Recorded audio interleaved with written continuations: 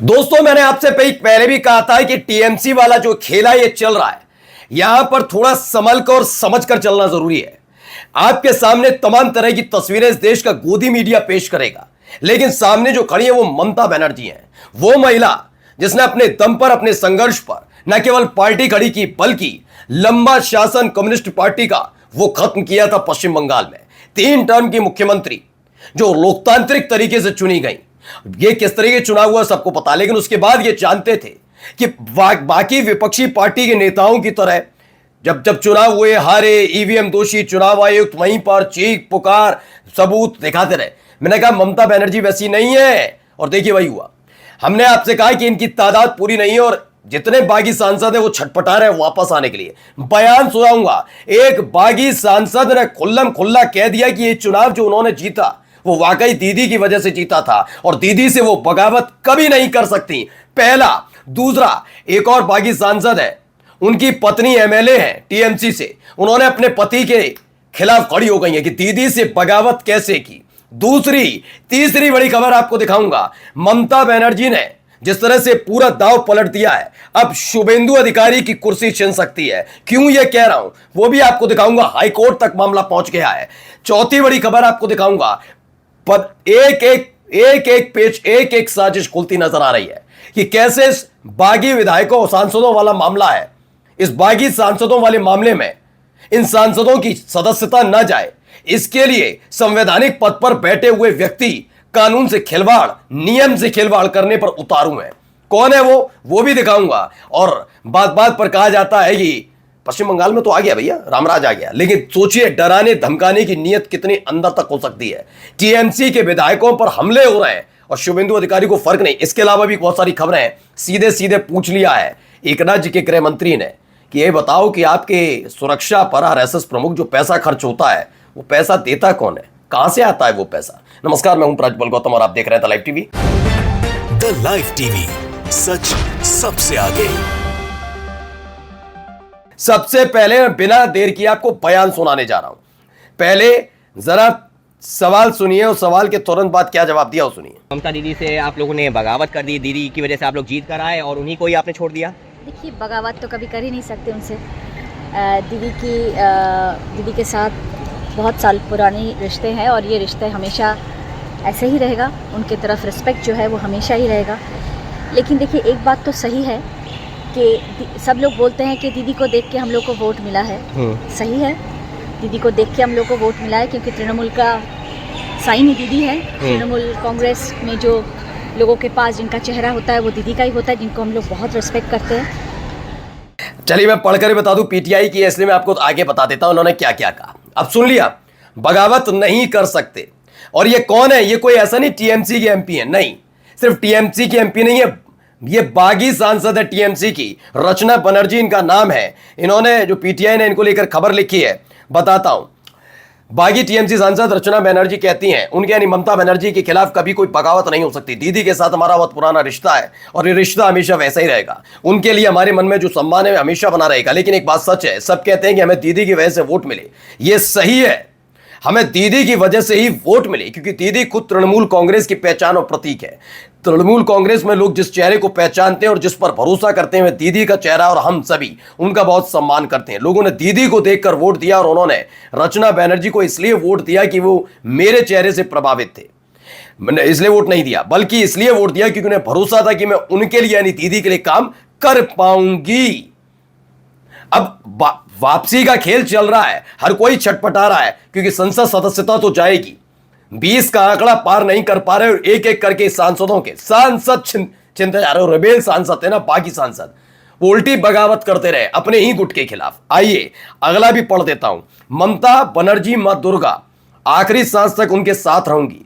TMC के सांसद बागी सांसद सुदीप बंदोपाध्याय की पत्नी नयना का पति से बगावत। अपने बागी पति के खिलाफ ही पत्नी ने बगावत कर दी और कह दिया कि ममता बनर्जी मां दुर्गा है और मां दुर्गा के साथ वो रहेंगी, यानी ममता बनर्जी के साथ रहेंगी। सुदीप बंदोपाध्याय ने उनकी बात नहीं सुनी तो कोई फर्क नहीं पड़ता, उन्हें कोई लेना देना नहीं, पति को जहां जाना है जाए।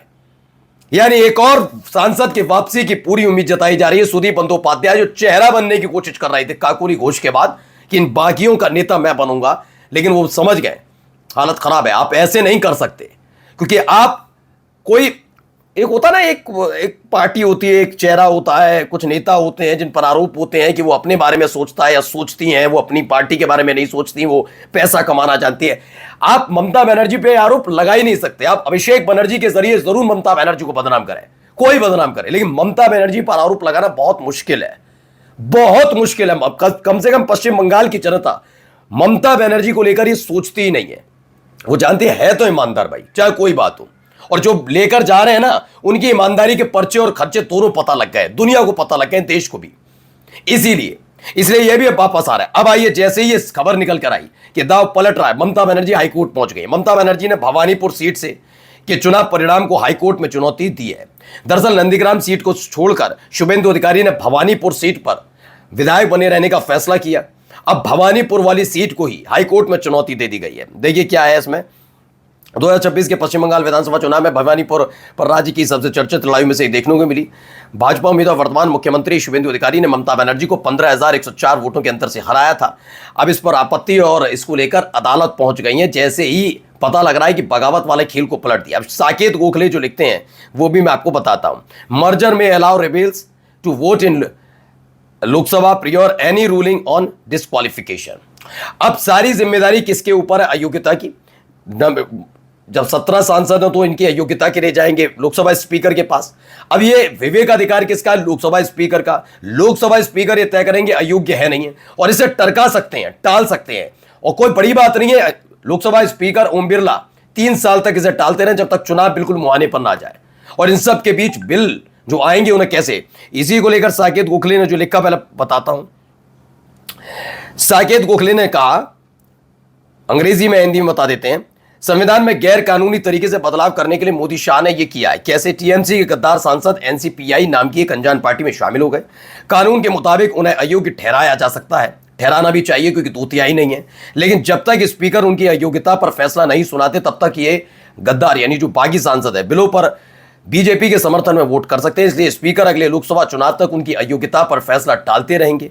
तब तक ये गैर कानूनी सांसद लोकसभा में बीजेपी को अपनी पसंद के सभी बिल और संवैधानिक संशोधन पास कराने में मदद करेंगे। ये सारी की सारी चीजें मुझे पता है। अगर ये चला गया वहां पर कोर्ट तो उसके बाद अयोग्य ठहराना पड़ेगा। लेकिन ये आता है एक तरीके से, कोर्ट भी कह देती है लोकसभा स्पीकर का फैसला है, तो सोचिए क्या खेल करेंगे, जबकि अयोग्य है एक तरीके से टीएमसी की तरफ से। अब तस्वीर आप देख रहे हैं, सर छुपा रहे हैं भाग रहे हैं। अब ये मामला कहां से निकला? एक और जगह, रानीगंज पश्चिम बंगाल। तृणमूल कांग्रेस के युवा नेता सौमित्र बनर्जी पर पुलिस द्वारा कोर्ट ले जाते समय अंडों से हमला किया। पुलिस ने स्थिति को काबू में किया और बनर्जी को सुरक्षित पहुंचाया। कहता एहसान कर दिया, सुरक्षित पहुंचाया गया ऐसा कहा जा रहा है। मतलब उन पर अंडे फेंके जा रहे हैं फिर भी पहुंचाया गया सुरक्षित। अब आइए एक और खबर जा रहा है, इसको सुनिए। they have nothing to hide ಅಲ್ವಾ? ಮೊನ್ನೆ ತಿಸೂರಿನಲ್ಲಿ ಏನಂದ್ರು ಮೋಹನ್ ಭಾಗವತ್ ಅವರು, अरे हम क्या छुपा के कर रहे हैं क्या? हम संघ के नाम पर ही कर रहे हैं। मैं भी वही पूछ रहा हूँ, संघ के नाम पे कर रहे हैं तो भैया संघ क्या है, कौन है, आपका पैसा कहाँ से आता है? तो अब कहा है, सवाल तो खड़ा होगा कि मोहन भागवत को जो सुरक्षा मिली है वो मेरे, आपके, राहुल गांधी, ममता बनर्जी के और इस देश के 150 करोड़ आम नागरिकों के करोड़ों के टैक्स से उसका खर्च उठाया जा रहा है। भाई भागवत जी आप कौन है? ये सवाल पूछ लिया। प्रियंका खड़गे सही डायरेक्शन में सवाल कर रहे हैं कि 2500 से ज्यादा ज्ञात और हजारों अज्ञात संस्थाएं तुम चला रहे हो, उसकी कमाई कहां से आती है? प्रियंका खड़गे को बताना चाहिए कि जब ये आरएसएस अमेरिका में अपनी संस्था का विस्तार करता है तो वहां रजिस्ट्रेशन कराते हैं, टैक्स देते हैं, लेकिन भारत में नहीं देते। क्यों नहीं कराते हो भाई? तुम कौन हो? तुम्हारी सुरक्षा, तुम्हें सुरक्षा चाहिए। 3 बार बैन किए जा चुके हैं। गांधी की हत्या के आरोपियों का गुणगान करोगे और तुम रजिस्ट्रेशन नहीं कराओगे? सवाल अब लगातार पूछा जा रहा है। एक एक करके ऐसे परतें खुलती नजर आ रही है। नमस्कार।